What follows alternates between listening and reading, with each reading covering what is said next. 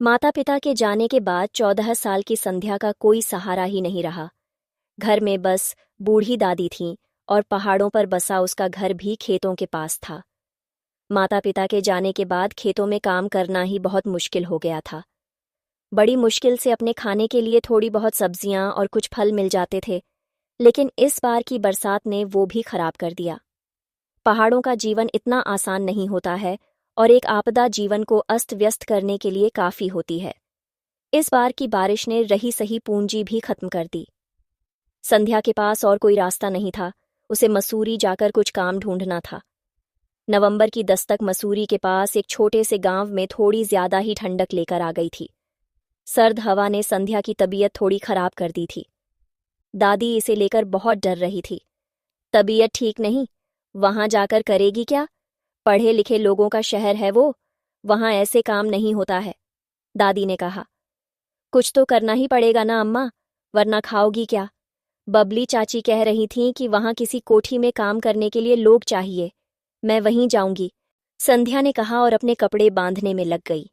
मसूरी जाने के पहले उसने बबली चाची से सारी जानकारी ले ली थी। अगले दिन बस में बैठी और चल पड़ी। कुछ साल पहले माँ पापा के साथ यहाँ आई थी संध्या, लेकिन तब खुश थी। वही घुमावदार सड़कें, वही खूबसूरत नज़ारे, लेकिन इस बार एक खालीपन। खिड़की से बाहर देखते वक्त संध्या ना जाने क्या सोच रही थी कि उसकी पलकें गीली हो गईं। यादों की भी अजीब सी कहानी है, वक्त बेवक्त कभी भी हमें परेशान करने आ जाती है। सफ़र खत्म होने का नाम नहीं ले रहा था। बस अड्डे पर बस रुकी तो मानो संध्या की नींद खुल गई। रो रो कर आंखें सूज चुकी थीं। संध्या ने जो पता लिया था, उस तक पहुंचना इतना आसान भी नहीं था। शहर से थोड़ा बाहर बनी हुई कोठी तक पहुंचाने के लिए कोई रिक्शा तैयार ही नहीं था। जो तैयार था वो पैसे बहुत मांग रहा था। उसे लग रहा था कि किसी तरह से वहां पहुंच जाए तो काम शुरू कर देगी और फिर धीरे धीरे सब ठीक हो जाएगा। संध्या की हालत भी कुछ ज्यादा अच्छी नहीं लग रही थी। थोड़ी दूर वो सामान लेकर चली और फिर उसने थक हार कर खाने के पैसों से रिक्शा कर ही लिया। वहां पहुंचकर मकान की मालकिन से बात की। मुझे बबली पंत ने भेजा है, क्या आपके यहाँ कोई काम है? संध्या ने मासूमियत से पूछा। कौन बबली पंत? मैं नहीं जानती किसी को, कहाँ से आई हो? कोठी की मालकिन ने संध्या को कुछ खास भाव नहीं दिया। जी देवलसारी वाली, मैं काम के लिए आई हूं, घर में झाड़ू पोंछा, बागबानी, खाना बनाना वगैरह। संध्या बोल पाती उससे पहले ही उसकी आंखों में आंसू आ गए। बस कर, मुझे नहीं सुनना, पता नहीं कहाँ से आई है, मैं अपने आप ही क्यों रख लूं तुझे घर में? उनकी बातों ने जैसे संध्या के दिल को तोड़ ही दिया। वो बेचारी क्या करती, इसी घर के सहारे तो इतनी दूर आ गई थी। दादी से क्या कहेगी? नौकरी नहीं मिली। उम्र भले ही 14 हो संध्या की, लेकिन उसने पिछले 1 साल में जितनी चीजें देख ली हैं, उसका बचपना कहीं चला गया। घर पर नौकरी करने देना तो दूर, उस कोठी की मालकिन ने उसे अपने बगीचे में भी थोड़ी देर आराम नहीं करने दिया। ठंड के साए के बीच बुखार में तपती हुई संध्या अपना सा मुंह लेकर पास ही एक चाय की दुकान पर चली गई। इसे संध्या की किस्मत कह लें या फिर मजबूरी, उस चाय की दुकान पर उस दिन बर्तन धोने वाला कोई नहीं आया था। उस शाम संध्या ने न जाने कितने बर्तन धोए। उसे खाने को खाना और सोने को जगह मिल गई।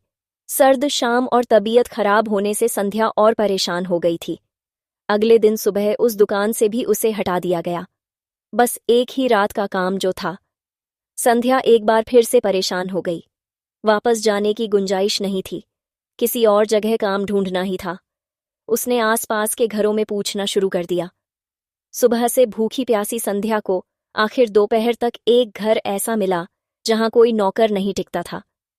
वॉचमैन ने पहले ही उसे जता दिया था कि यहाँ काम करना आसान नहीं, हो सके तो ना ही करे, लेकिन संध्या के पास और कोई चारा नहीं था। उस बड़े से घर के अंदर जैसे ही वो गई, उसे कुछ अजीब सा लगने लगा। उस घर में एक बड़ा सा हॉल था, जिसकी खिड़कियां दिन की रोशनी को तरस रही थीं। मोटे पर्दों से ढकी उन खिड़कियों पर धूल जम गई थी। यहाँ रिटायर्ड ब्रिगेडियर का परिवार रहता था। ब्रिगेडियर साहब तो न जाने कब के समाप्त हो गए थे, लेकिन उनका परिवार अभी भी यहीं था। उनकी पत्नी का व्यक्तित्व बहुत अजीब था। वो सिर्फ उतनी ही बात करती थीं जितना उन्हें ठीक लगता था। उनके 2 बेटे, बहुएं और पोते पोतियां भी थीं, लेकिन सभी उनसे अलग रहते थे। उनके साथ कोई दूर का भाई भी रहता था और इतने बड़े घर में बस 2 ही लोग थे। संध्या को काम मिल तो गया, लेकिन सुबह से शाम तक काम करते करते उसका जो हाल होता वो वही जानती थी। घर के अंदर सिर्फ वही जा सकती थी, बाकी वॉचमैन और सभी बाहर रहते थे। संध्या को खिड़कियां खोलने की सख्त मनाही थी। उसे खाना बनाना, बर्तन धोना, सफाई सब कुछ अकेले ही करना पड़ता था। शांति देवी और उनके भाई तो संध्या के साथ ऐसा व्यवहार करते थे जैसे वो कोई जानवर हो। उसे सुबह जल्दी उठकर शांति देवी के लिए चाय बनानी होती थी, फिर उनके भाई के लिए ठीक 30 मिनट बाद कॉफी। दोनों का नाश्ता खाना और बाकी सब कुछ अलग बनता था। संध्या से कोई गलती हो जाती तो उसे ऐसे दुत्कारा जाता जैसे उसने किसी की जान ले ली हो। धीरे धीरे 1 हफ्ता बीत गया। बीमार होने की वजह से संध्या और परेशान रहती थी, लेकिन पैसे कमाना बहुत जरूरी था। आखिर 1 हफ्ते बाद किसी तरह से हिम्मत जुटाकर संध्या ने दादी को फोन किया। कैसी है? दादी ने पूछा। मैं ठीक हूं दादी, तुम कैसी हो? संध्या ने किसी तरह से अपनी आवाज का दुख छुपाते हुए कहा। तू चिंता न कर, अगर अच्छा नहीं लग रहा तो आजा वापस, खेतों में फिर से मेहनत करेंगे, सब हो जाएगा। दादी ने जिस तरह से कहा, संध्या फफक कर रो पड़ी। दादी और संध्या दोनों को पता था कि अगले साल से पहले ऐसा कुछ भी नहीं होने वाला है। उसे खेतों में मजदूरों को लगाने के लिए भी पैसे चाहिए, कुछ तो कमाना ही होगा। 14 साल की उम्र में घर की जिम्मेदारी निभाने वाली संध्या एक बार फिर से काम में लग गई। ऐसा लगता था जैसे हर दिन पहले से बदतर होता जा रहा है। एक दिन चाय खराब लगी तो शांति देवी ने चाय ही संध्या के पास फेंक दी। गर्म चाय से उसका पैर भी जल गया था। किसी तरह से एक और हफ्ता निकला। इन 14 दिनों में ही संध्या की हालत पहले से ज्यादा खराब हो गई थी। घर का वॉचमैन और दूध वाला भी कहने लगा था कि वो यहाँ से चली जाए। जिंदगी कई बार ऐसा इम्तिहान ले लेती है जिसमें समझ नहीं आता कि क्या किया जाए। संध्या को पता था कि वो जा नहीं सकती है। तीसरा हफ्ता शुरू होते होते संध्या के ऊपर पहली बार हाथ उठाया गया। थकान के कारण संध्या सब्जी काटते काटते वहीं किचन में सो गई थी। लेकिन जैसे ही शांति देवी का भाई वहां आया, उसने संध्या उठाया और ना जाने कितना बुरा भला कहा।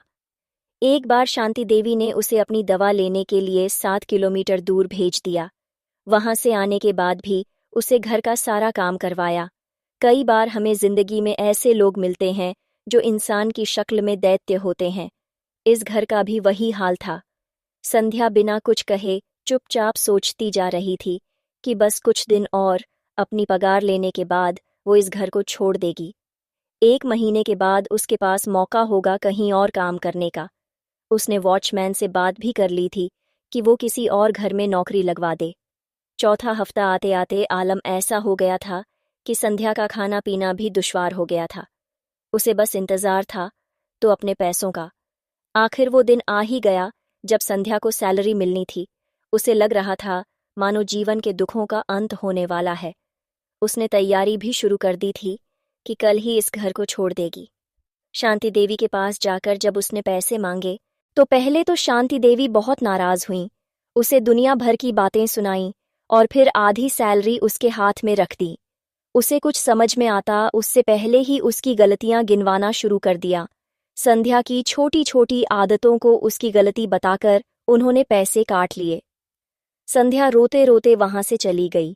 उसने अपने वापस जाने और 2-3 दिन कहीं रुकने के लिए पैसे जुटा रखे थे, लेकिन यहाँ तो उल्टा ही हो गया। इसी बीच उसने अपने गांव पैसे भेज दिए। पोस्ट ऑफिस से मनी ऑर्डर करवाकर जैसे ही वो लौटी, वैसे ही उसके चेहरे पर शांति देवी ने एक जोरदार तमाचा मारा। कहाँ चली गई थी? चाय कौन बनाएगा? संध्या ने खुद को संभाला और कहा, आज तो मैं ही बनाऊंगी, कल से आप किसी और को ढूंढ लेना, मैं नौकरी छोड़कर चली जाऊंगी। शांति देवी ने जैसे ही ये सुना गुस्से से लाल हो गईं। फिर पता नहीं उनके दिमाग में क्या आया। उन्होंने संध्या के साथ अच्छे से व्यवहार किया, खाना बनवाया, सब काम करवाया। रात होते होते अपने पैर भी दबवाए और रात के 11 बजे 45 बजे घर से बाहर निकाल दिया। उन्होंने संध्या को अपना सामान तक नहीं लेने दिया। आज वॉचमैन भी छुट्टी भी था। संध्या के पास रात में जाने के लिए कोई ठिकाना नहीं था। उसने किसी तरह पास वाले पीसीओ में जाकर पुलिस को फोन लगाने की कोशिश की, लेकिन कुछ न हुआ। मसूरी में दिसंबर का महीना अपने साथ बेहद सर्द रातें लेकर आया था। बस एक पतले से स्वेटर में बिना मोजों के संध्या रात भर उसी पीसीओ में रही। सुबह जब वॉचमैन आया तो उसने संध्या के पास जाकर कहा, यहाँ क्यों हो? मुझे पता था ये लोग ऐसे ही करेंगे, उठो जल्दी। वो कुछ और बोलता, उससे पहले उसने देखा कि संध्या स्थिर हो चुकी थी। उसके शरीर पर ओस की पतली सी परत जम गई थी, होंठ सफेद हो चुके थे। ऐसा लग रहा था मानो कुदरत ने उसके शरीर पर एक सफेद चादर चढ़ा दी हो। वॉचमैन ने उसी वक्त पुलिस को बुलाया। हर बार उस घर से सिर्फ नौकर भागते थे। वो इसलिए टिका था क्योंकि घर के बाहर ही रहता था। अब वो इसे नहीं सह सकता था। उसने संध्या के साथ हुई हर बात पुलिस को बता दी। आखिर पुलिस ने शांति देवी और उनके भाई को गिरफ्तार कर लिया। अब उन पर केस चलेगा और केस के वक्त क्या होता है लोगों को पता ही है। दादी के पास गांव में संध्या का मनी ऑर्डर पहुंचा। दादी खुश हो पाती उससे पहले ही खबर पहुंच गई। संध्या अब इस दुनिया में नहीं थी। दादी अकेली थीं। वो उस दिन को कोस रही थी जब उन्होंने संध्या को मसूरी भेजा था। एक बच्ची इस दुनिया को सिर्फ इसलिए छोड़कर चली गई क्योंकि वो जीना चाहती थी। कहानी कैसी लगी कमेंट में बताएं। कहानी सुनने के लिए धन्यवाद।